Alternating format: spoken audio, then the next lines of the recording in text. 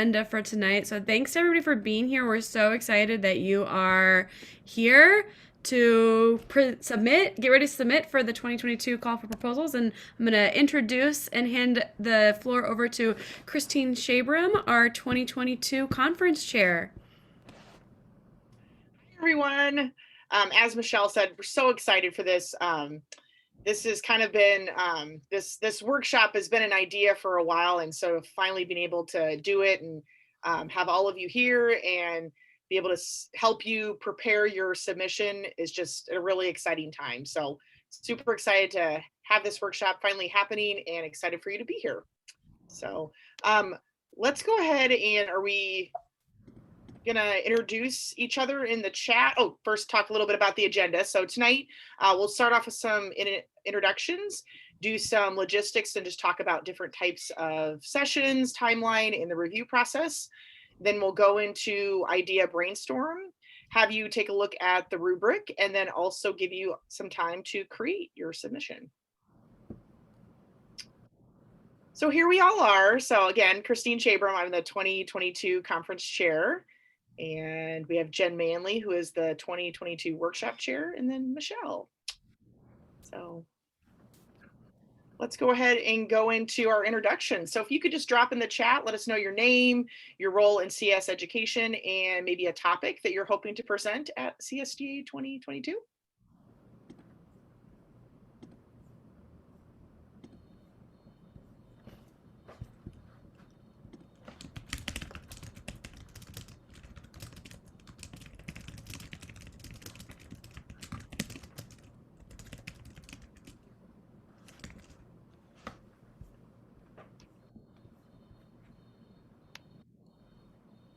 Also, I want to introduce Charity Freeman. I just saw her pop up. She's also our equity strand on the conference committee. So thank you, Charity, for being here.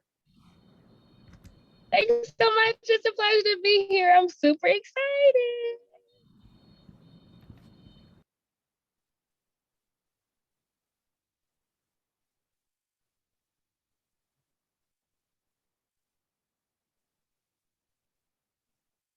So if you're just hopping on, we're doing our introductions.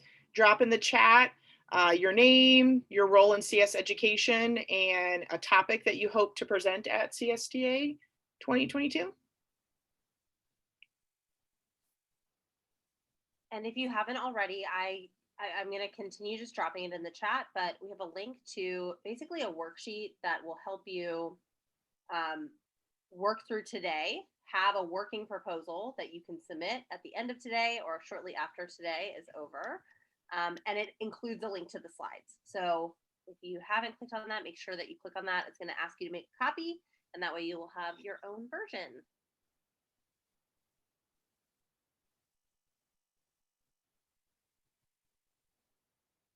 I'm loving seeing all these topics. This is awesome.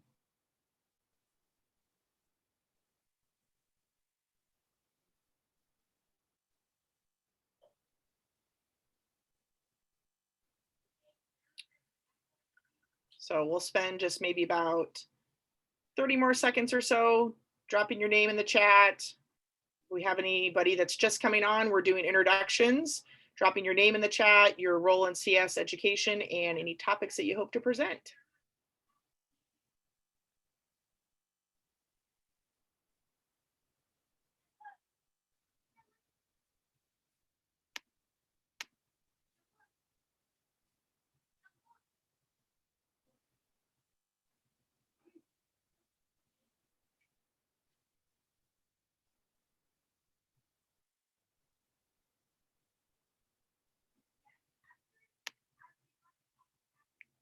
All right, well, thanks everyone for dropping that information in the chat. Looking forward to talking with some of you tonight and hearing your ideas for what you would like to present at the conference.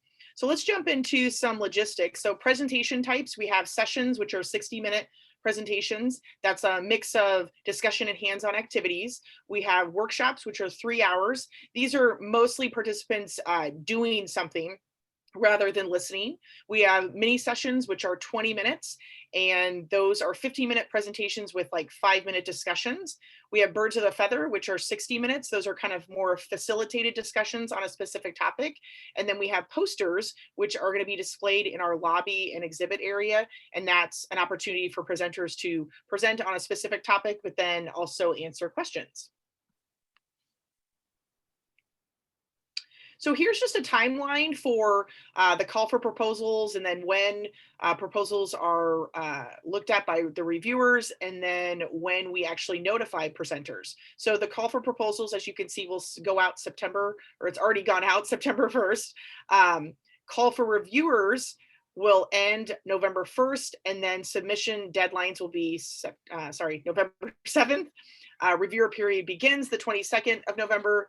Reviewing deadline December 15th, and then January 31st is when we will actually notify speakers that have been accepted to present.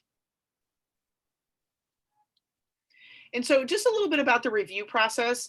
Submitters, the information that you present or that you submit is confidential to reviewers. So it eliminates that bias from the content review. Reviewers are CSTA members. So they do have expertise in the area of computer science education, as well as we ask their expertise in specific grade levels and content areas. They do provide just an overall recommendation and comments on the proposals, and then they are tabulated and given to the program committee, and then the program committee will actually select the proposals. And then finally, just selection criteria. We are looking for specific topics that are appropriate or relevant to CS in professional development for K-12 computing. Proposed treatment of topic is useful and reasonable. The topic is timely, like fresh, kind of in the know as of right now. And then the outlines are clearly indicating that there's engaging aspects and that conference goers will be interactive within that session type. And then we will look over the review actual later this night, so you'll be able to see what the reviewers are assessing proposals on. So that time is now for us to look at the rubric. We're going to look at it a couple different times. And I want to acknowledge we are watching questions as they come up in the chat, so make sure to drop them as you have them. So go ahead and open the rubric. I'm going to open it on the screen too, so we can look at it together and review it. And I think it's really important for us to start with the rubric, because essentially what ends up happening with CSTA and with many other conferences that you might decide to submit to or present at is the reviewers are given, we have over 300 reviewers typically, right? Over 300, that sounds about right. Yep. And all of the reviewers are trained against this rubric. So this is what they are using to evaluate every single proposal that's submitted.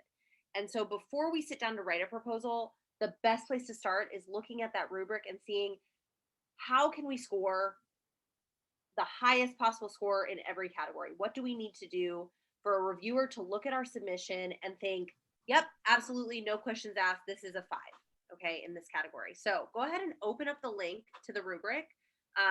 It's linked in your handout if you have that open, and then maybe if Michelle, maybe we can drop that in the chat as well. Go ahead and open up the rubric. We'll give you 5 minutes to read over it. And think about these 2 questions. So what sticks out about the rubric, and then what questions come up as you're reviewing it. So we're going to give you about 5 minutes with it. As you come up with questions, feel free to pop them in the chat, and then we'll come back together and talk about it.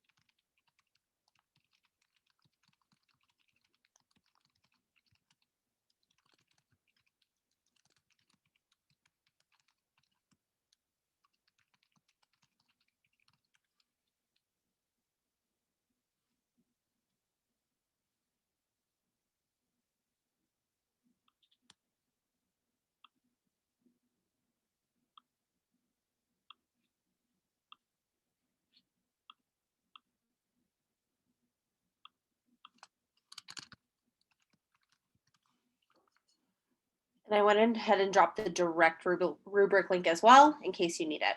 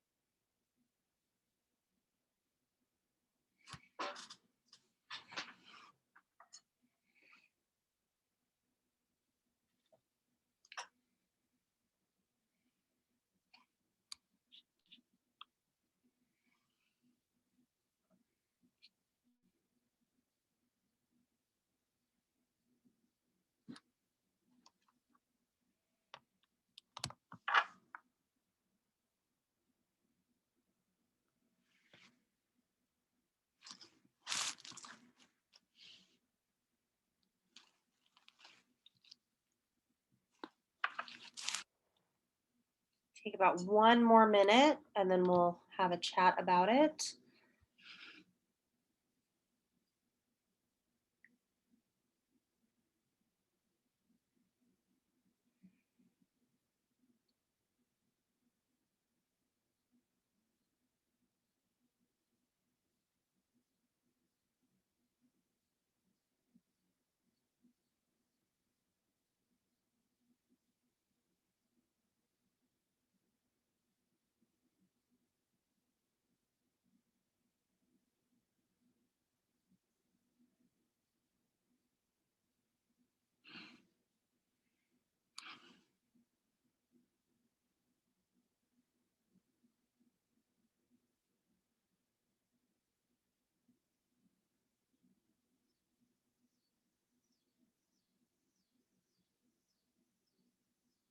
All right. And feel free to talk out too. We don't have an overwhelming amount of people on the call, so I think it'll be okay if you feel like sharing out verbally or in the chat. Either way, it's totally fine. What are some things that stick out about the rubric?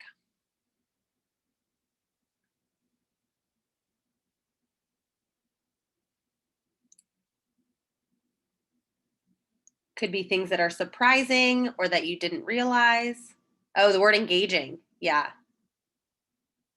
Relevance. Good.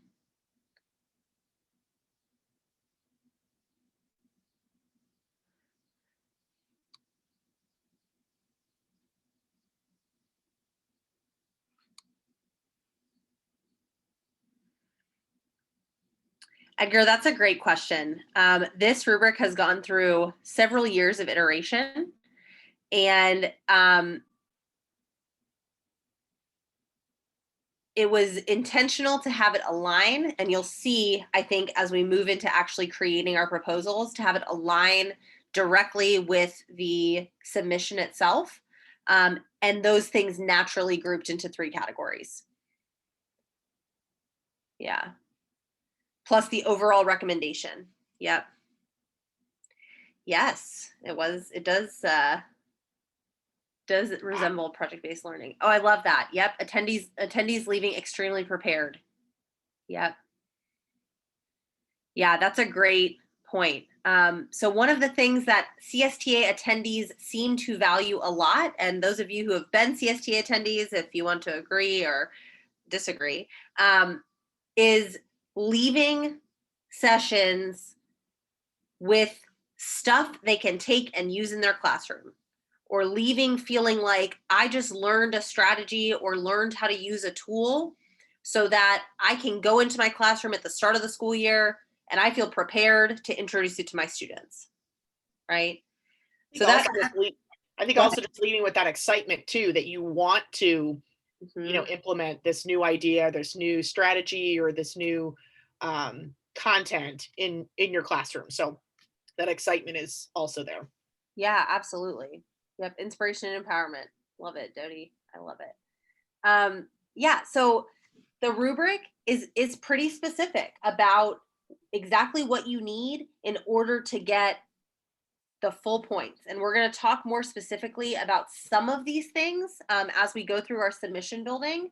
But I want to make sure that we're always centered on the rubric. And if maybe this is your first time submitting to present anywhere, hopefully you're going to submit to present at other conferences too. And a good place to always start when you're getting ready to submit is their rubric or their standards for acceptance or the values that they've put out about their conference, and making sure that whatever submission you're putting in aligns with their values or their rubric or their criteria for success. You're going to have the best chance of being selected if it aligns with what they're looking for. And fortunately for us, CSTA provides a rubric, so we know exactly how reviewers are viewing our submission, which is not the same for every conference that you're going to submit to.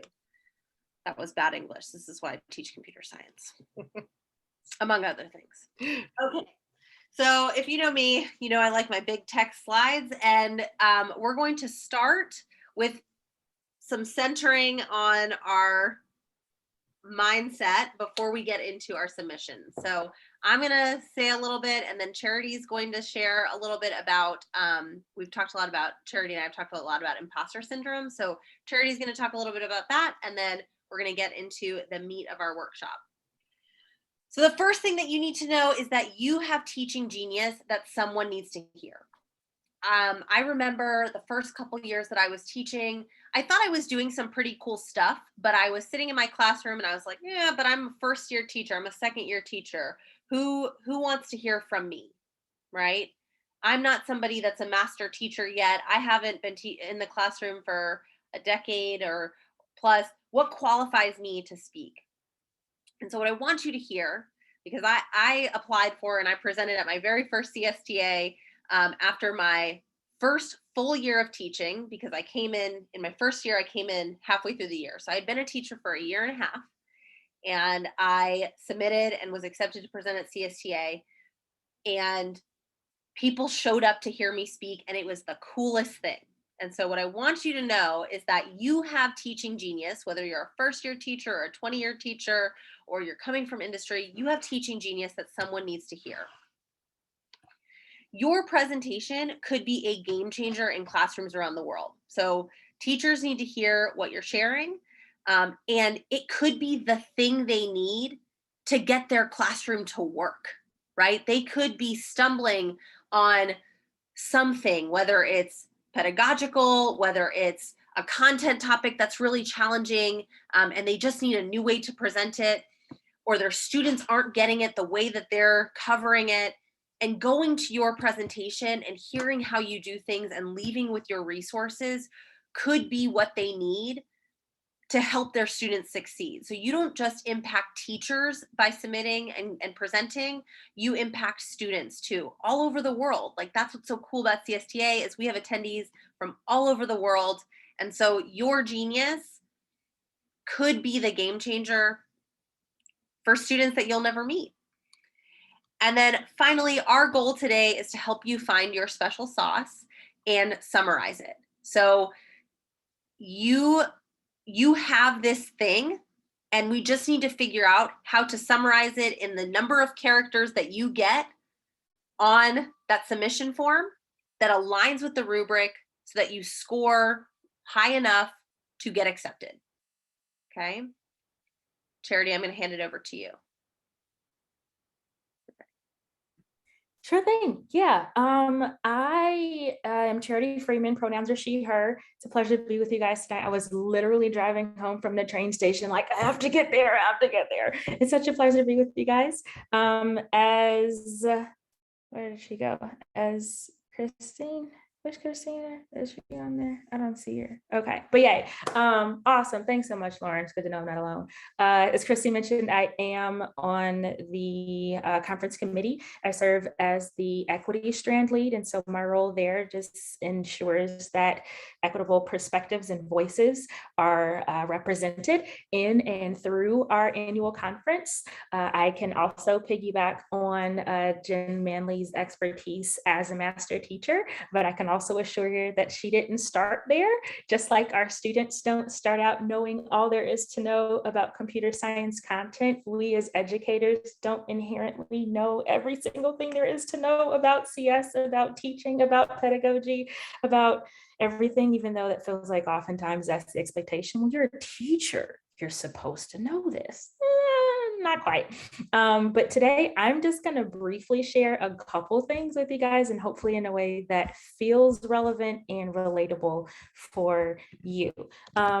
So starting with imposter syndrome, I'm going to throw a couple words in the chat and you just tell me if you've ever dealt with it, if you can relate to it, if it feels familiar, if it's something that maybe on a psychological level you refer to or can relate to, or if you know someone, maybe it's not you, but maybe someone that you know recognizes any of these things. I'm going to say, as an educator, oh my God, I felt all of this, right? So the tendency for perfectionism and that type A personality who has color-coded lesson plans, the self-doubt, am I communicating this effectively? Am I asking the right questions? Not belonging? Yes, as a computer science educator who was I was the CS department at one of my schools, and still I had to report to a department chair of our math department. I'm like, CS isn't math. I can't get my own. No, I didn't feel like I belonged. Comparing myself to others, absolutely. How come she is so great at doing what she does? I'm not that good. Am I going to get to be that good? Overworking yourself? Girl, right? So educators, right? All of these are common signs of imposter syndrome. Not to say that if you've ever experienced this, that you have imposter syndrome, but it's a lot more likely because these are some of the ways that imposter syndrome as a phenomenon manifests itself. But basically it's the fear of being found out, of feeling like, oh shoot, they can see the real me. I'm a fraud. I'm not supposed to be here. If you're in this room, you belong here. Just like we want to foster inclusion and belonging in our CS classrooms, the CSTA Annual Conference is a space for welcoming and for fostering that same sense of inclusion and belonging. And so if you have ideas, you are welcome. Oh my goodness, that's the only qualification. Do you have ideas? Absolutely. Every single person here has ideas, has a unique perspective of viewing their classroom, of viewing the world. And CSTA Annual Conference is an awesome and bona fide platform to be able to share those ideas. And so if you have, or if you're currently struggling with imposter syndrome, you're in the right place. You're in good hands. You are abundantly supported and welcomed, and we're excited to hear your ideas. And just like we tell our students, there are no dumb questions. There are no dumb questions, and there are no dumb ideas. And so we are excited to support you along your journey and to kind of help our teachers who may not feel as awesome as they are to start to feel as awesome as you are, and to see yourselves and your ideas as being worthwhile and as being worth listening to and worth learning from. And so we're super excited to have all you guys with us here today. If you have any questions, please ask. If you need to send a private note in the chat, oh, I'm not so sure if I should ask this question, I am open. I know Jen is open. Michelle is the guru on so many different things as it pertains to CSTA and events. Christine has been around with CSTA since forever and knows a ton of stuff. You're in really good hands, and we're excited to be able to support you as you all start to formulate your ideas and transform those into really awesome proposals and really great submissions and really impactful and meaningful sessions and workshops at our next conference. So it's a pleasure to have you guys here today. Excited to learn from you. Every time I listen to Charity talk, I just like feel energized. It's so great. Thank you for bringing that. All right, so we're gonna start with thinking about your ideas. Okay, so if you have the worksheet for today, yeah, it was so good. Head to tonight's worksheet, and there is a section that says Idea Brainstorm. And for the next 5 minutes, you're going to jot down any ideas you have about what you might want to present on at CSTA 2022. This could be brainstorming about your one idea, like maybe you are coming and you already know this is what I want to present on. And so maybe your brainstorm is going to be around what your presentation is going to entail, or it could be brainstorming many ideas. So maybe you're going to be doing a brain dump of the things that you have some knowledge about, have some genius about that you can present on. I'm going to be doing some brain joggers or mind joggers around that second piece. So for people who are coming and maybe you don't have an idea at all, or you think you have one idea, but you're open to thinking about other things you might also want to present on or submit on, I'm going to give you some joggers. Okay, so over the next 5 minutes, I'm going to give you some joggers. You're going to record your ideas in that idea brainstorm section of the worksheet, and we're going to workshop one of them today. Okay, so you'll leave today with at least a partially fleshed out application that you can submit it. Okay, so some things to think about. Our 5 minutes of jotting down ideas start now. What is a topic that you're passionate about as a teacher?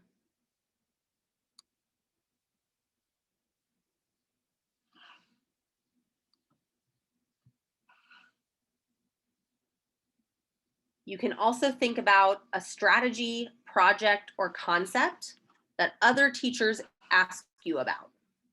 Maybe you've been asked in your PLC, or you've been asked by other teachers in your district, or maybe other teachers of other subjects have hopped into your classroom and they want to know how you do this thing.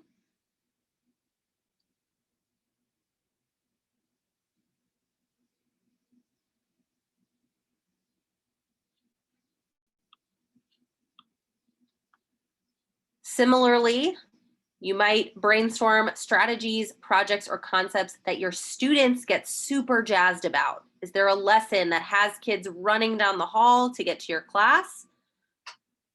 Or one that students always talk about on their evaluations at the end of the year, or more often, if you like evaluations or surveys? Are there things that your students have said, I never got this before, but now I really understand it? What is something your admin, department chair, or other classroom visitor has raved about? Is there something that maybe on an observation or just somebody dropping in after that encounter, they had nothing but good things to say? Maybe they asked you to present about it at a faculty meeting. Maybe they asked you how you did it.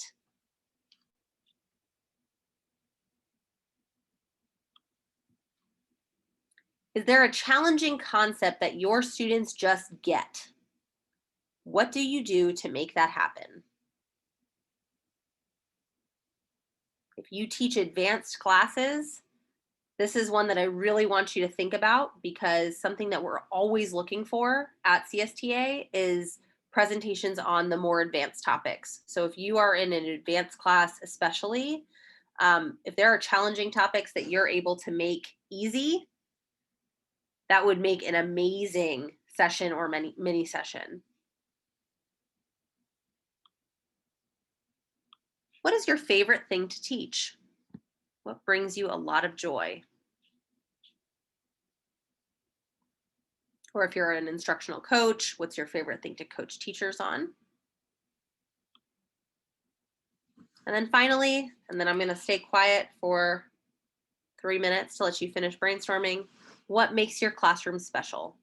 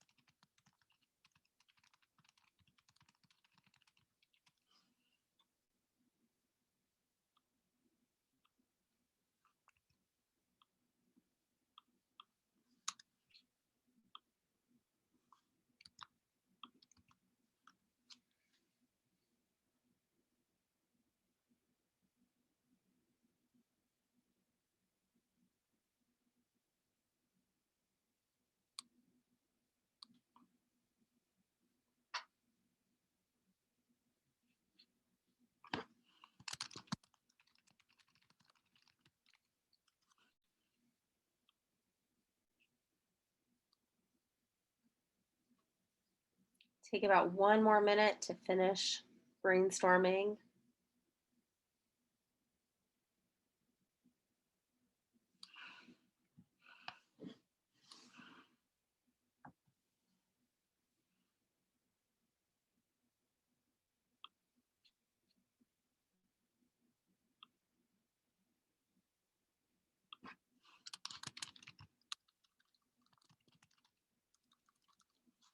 Yay, I love to hear that. I think maybe my zone of genius might be brainstorming lists. I like making them. Yay, that makes me so happy.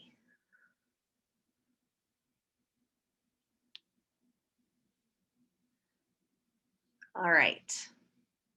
Now you have these slides linked, so if you're not done brainstorming, you are more than welcome to be on the slide and continue working even as we can move forward.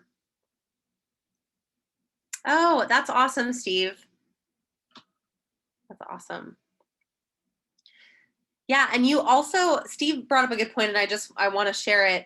I've been out of the middle school classroom now for 3 years, but some of the strategies that I use in middle school are still applicable. So if you're out of the classroom now, but you are doing really awesome stuff, you absolutely should still tap into that knowledge and expertise, because it doesn't go away, even if you've switched grades or you've moved on to other things. So I'm really glad you said that, Steve. Okay, if you're still stuck, if after that list of questions, you're like, I still don't know what to do, we have this whole list of different subsections of content that you can use to sort of think about content buckets. So what do I know that might fall under classroom practice or instructional design or inference and models, etc. Cool.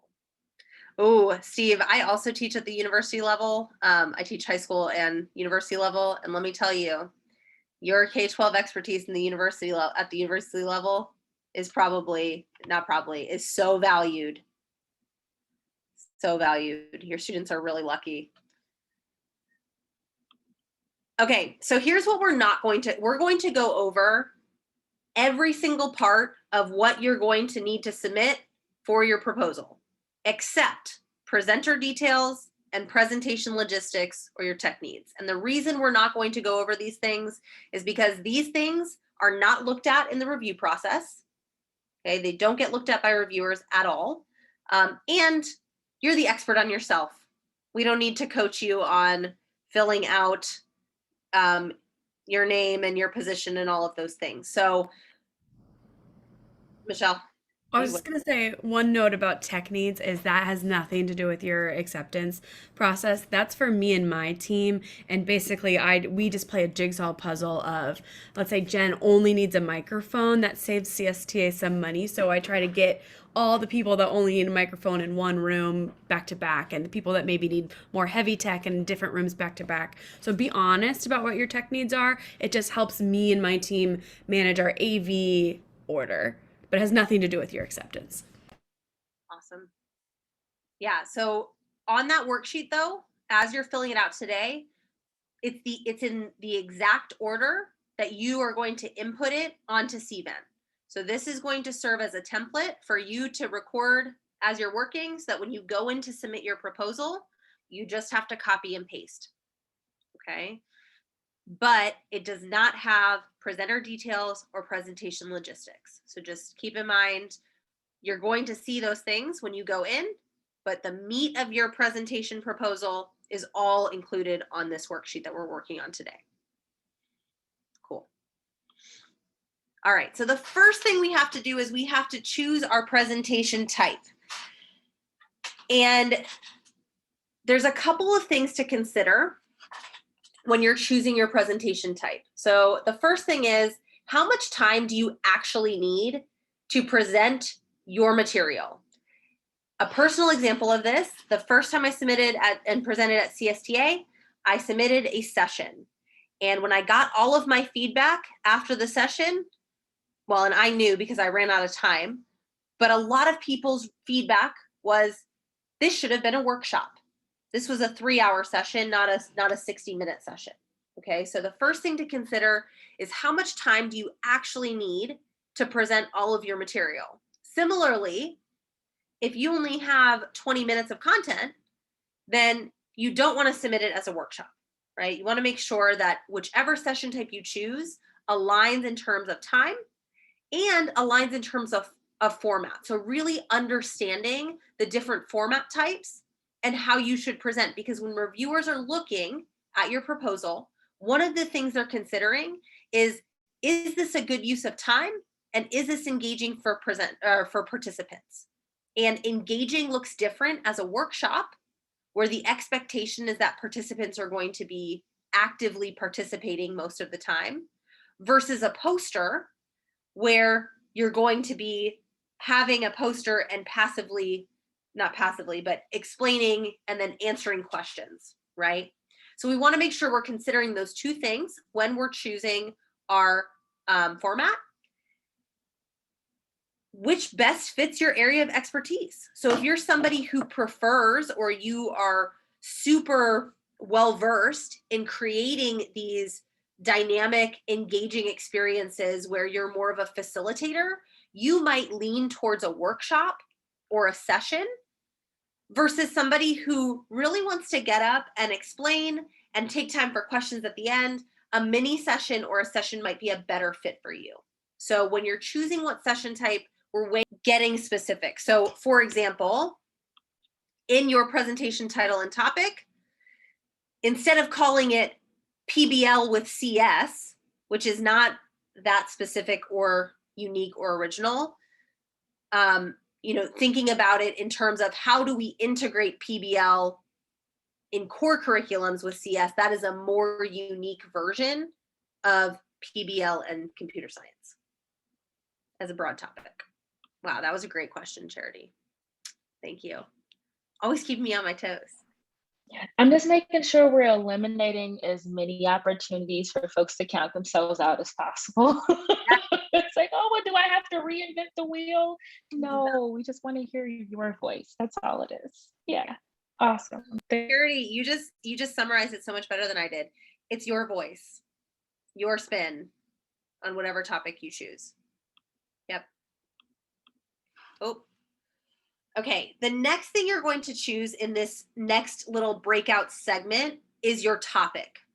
So I've included it on your worksheet. You'll eliminate whichever ones it doesn't fit under. And your goal here is to choose 1 to 3 topics that best fit your presentation. These are used in a couple of different ways. So the first way they're used, in full transparency, is the review committee's goal is to create a balanced program. We want to make sure that anybody who's coming to CSTA can find something that is going to be beneficial for them. So these topics are used to help us balance the program. They also help attendees narrow down their search for sessions.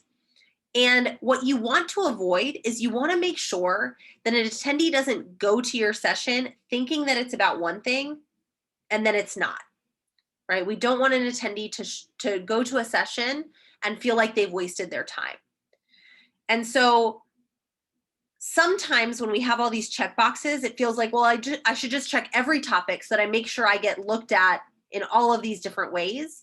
But not being able to narrow it down enough is actually harmful long-term to attendees, because we want people to be able to make informed decisions about what content they're choosing to consume at CSTA. And in the review process, it's a red flag. If somebody says that their proposal fits 10 different topics, that tells me that they didn't think hard enough about what topics actually applied. You know, they were just checking boxes.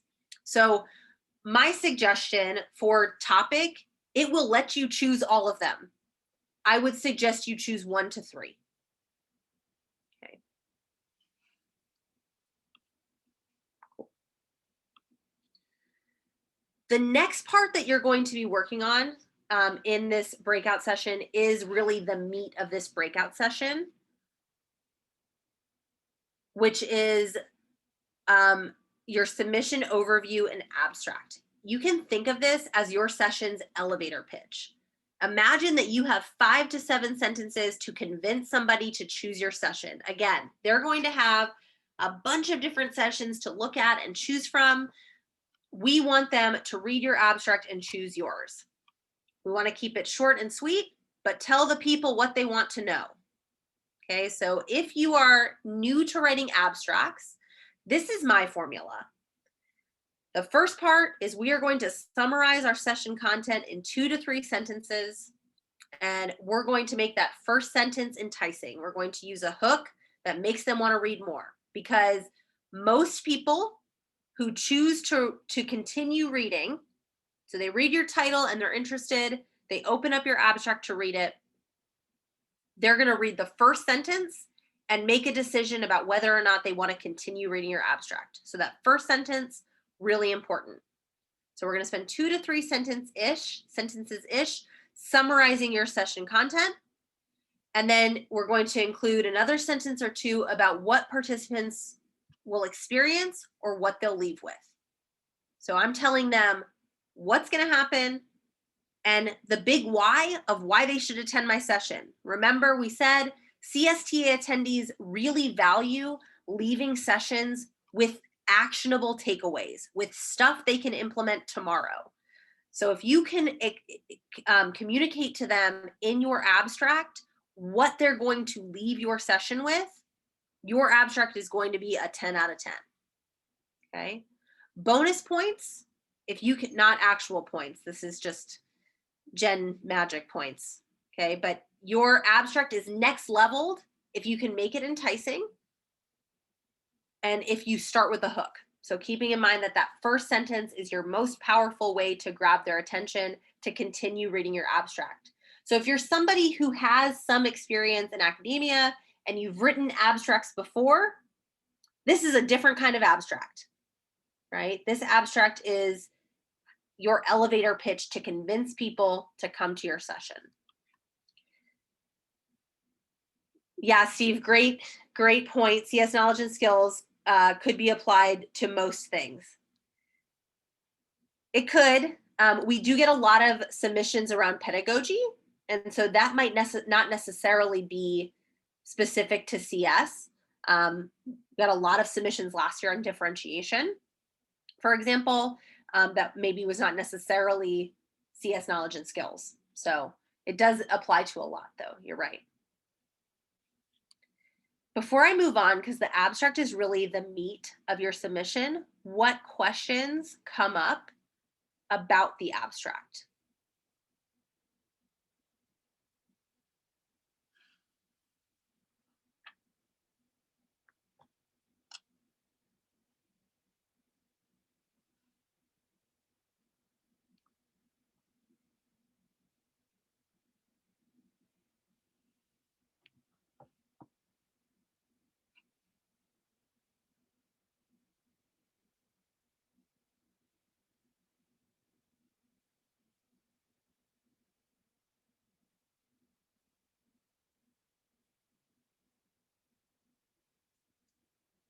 All right, we'll be floating around in breakouts, so it's okay if nothing comes up right now, but as you're workshopping your particular, unique, original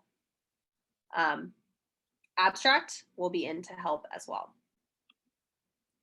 And then the final thing that you're going to work on in this mini breakout time is your tagline.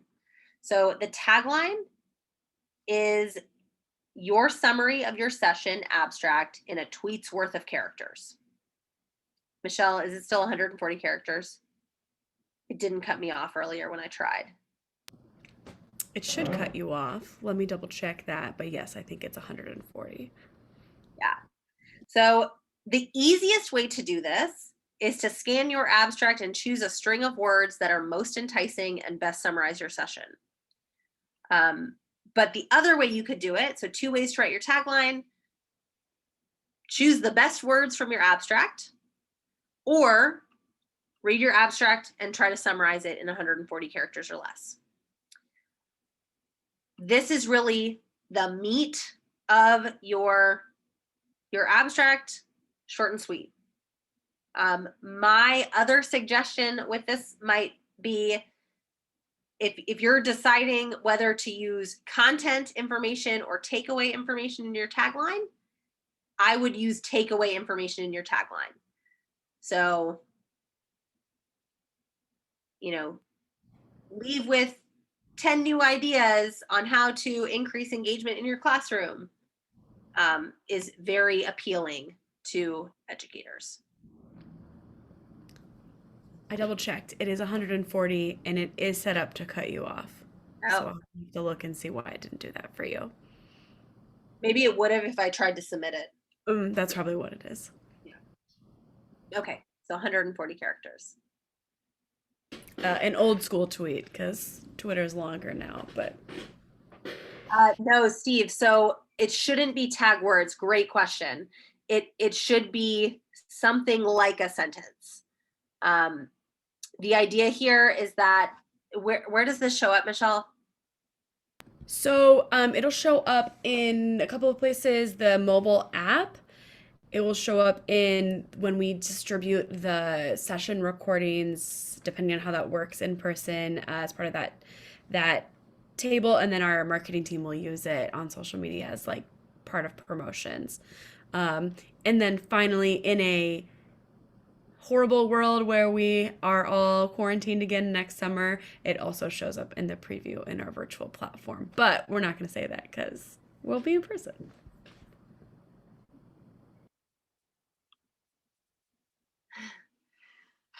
Okay, so we are going to go into breakouts, and we'll go into breakouts for 20 minutes. 20 minutes. And we are going to have you choose your breakout by session type. So Michelle has set up our breakout room, so they're by session type. And you'll choose a breakout. You're going to take some time to work on your title, topic, abstract, and tagline. And then you can feel free to workshop with others in your breakout, and we'll also be floating in and out to support as you're starting to write. So we'll give you about 20 minutes to work on these 4 things, and then come back together to talk about the next section of the submission form.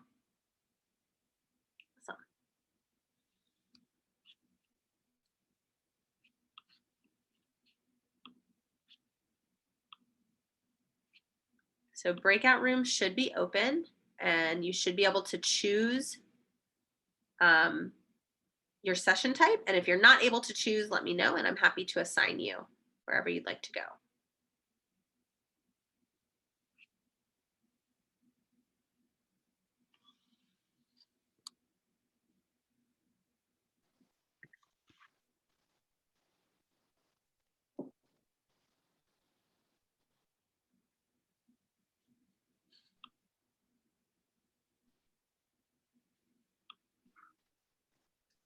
Okay. All right, Mike, let me move you.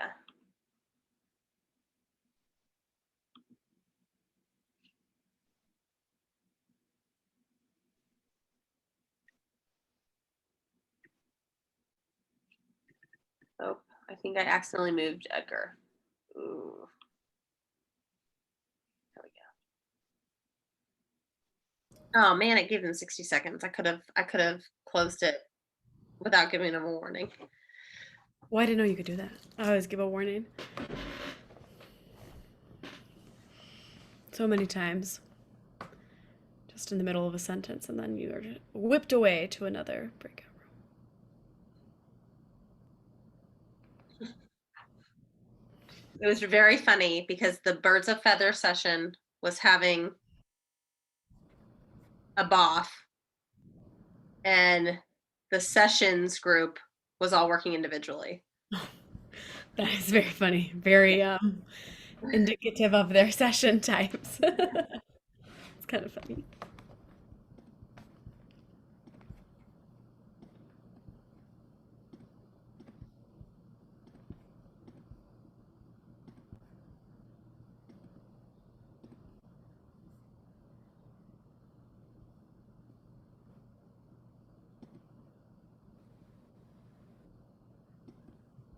All right, welcome back. If there are any questions that came up, I'm going to go over a couple that I heard while I was floating around.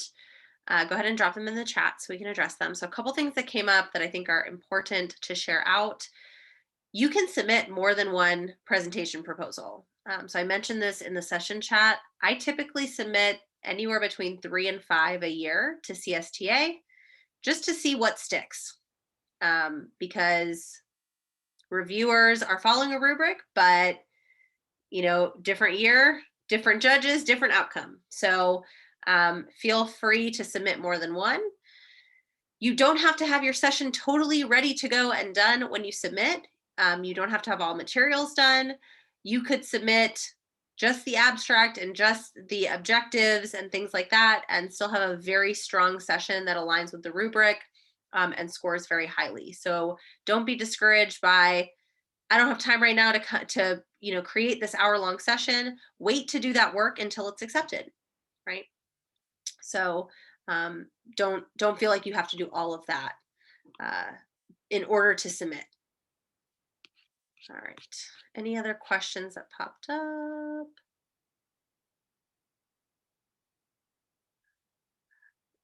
What's amazing? I think our chat from our breakout maybe came out. I'm not sure. Partial detail submission. Yeah.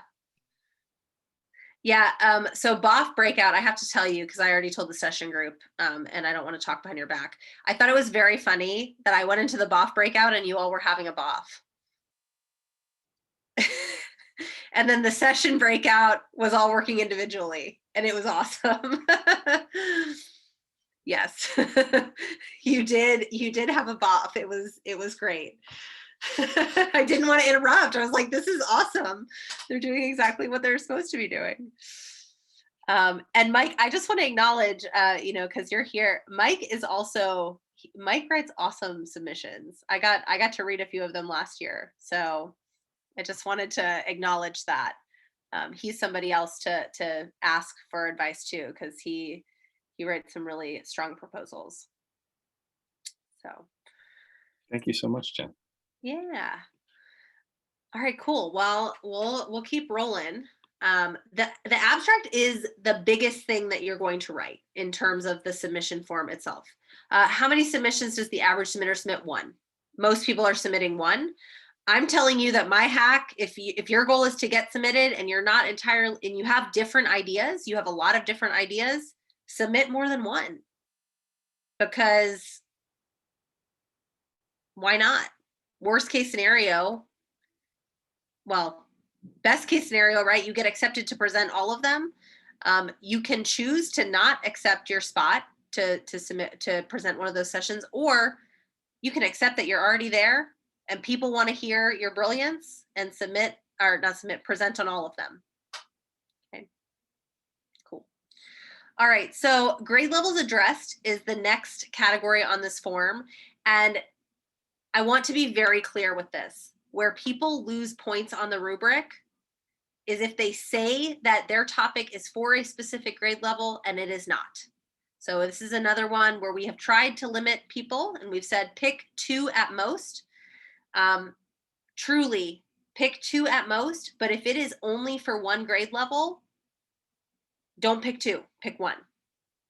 Because there is a chance that somebody will be assigned to review your presentation if you say that it's for all grades, but it's really an elementary presentation and a high school reviewer is assigned to review it. They may score you really low because on that line of the rubric, it does not align with their grade level. Okay, so it's not just that the review committee uses it to make sure that things are balanced, but the reviewers are checking this on the rubric. It's one of the named things. And so making sure that whatever grade levels you choose, your content is applicable to that grade level. So my advice would be, if you're questioning whether or not it's applicable for a grade level, don't choose that extra grade level. Just stick with the 1.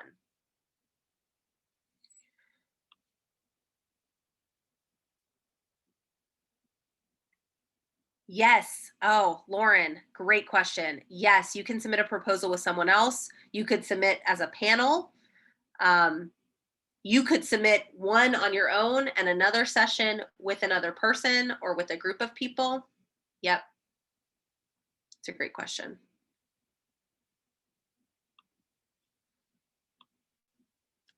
Oh, wow. Okay. The next section on this is choosing the CS teacher standards indicators that align with your submission. I've included a link on that worksheet that you can click on and pick the ones that best align. You're going to choose the best 1 or 2 standards. What I will say is that unlike the topics, I do think that some proposals may have more than 2 CS teacher standards that they align with, especially if you're doing pedagogical sessions. So you're doing things that are about teaching practice, you probably align with more than 2. But your goal here is to choose the best 2 and to be able to summarize it, why they relate to it in under 750 characters. So if you choose 2, you're really looking at about 375 characters each, which is the equivalent of about a tweet, today's tweet. Well, no, I guess that's 280. So tweet and a half, okay? My suggestion for this, to give yourself more space for your explanation, is to just use this format. So if the standard is 1A, I've already selected what the name of that standard is. I don't need to write out the full name and waste my precious space. Okay, so I might say 1A : and then give the explanation of how I am relating to or meeting that standard.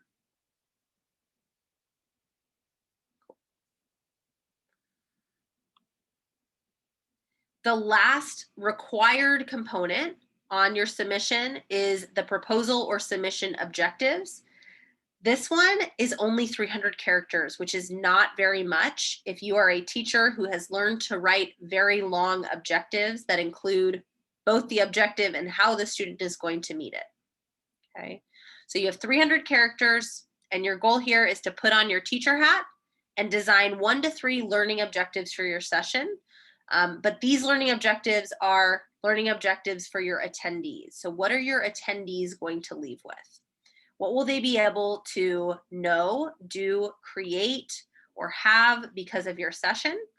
And the direct wording from the rubric that aligns with this is takeaways are extremely clear and concise, including both tangible and intangible resources and objectives. So your goal here is to, and you may have, especially if you have a workshop, if you have a 3-hour workshop, you may have more than 300 characters worth of objectives. But for this particular part of the submission, we want to limit it to 300 characters. We have to limit it to 300 characters. We want to make sure that it's extremely clear and concise. So this might be one of the shortest boxes, but I think that for me, when I'm going through and I'm submitting as a submitter, that is not the word.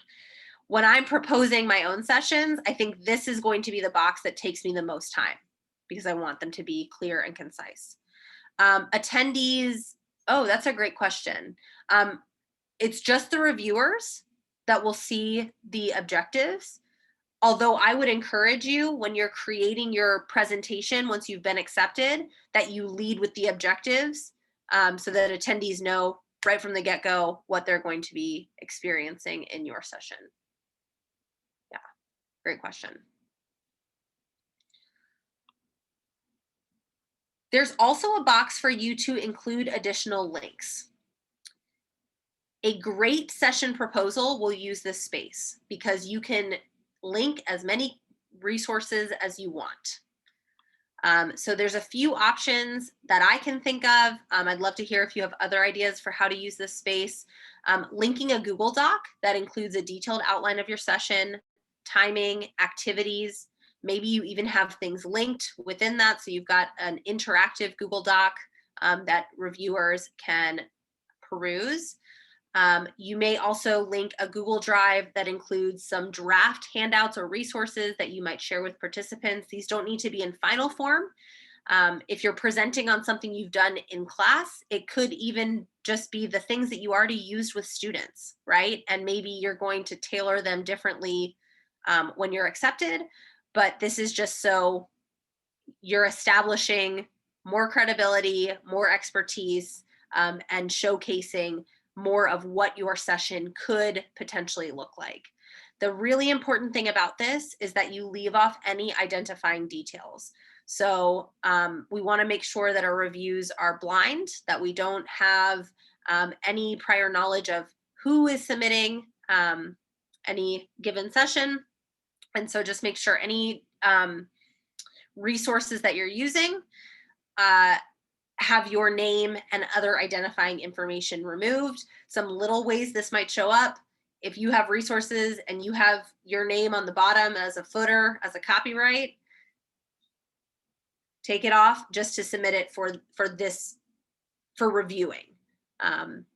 When you have your session, you obviously can add that to any resources that you're going to be sharing with attendees.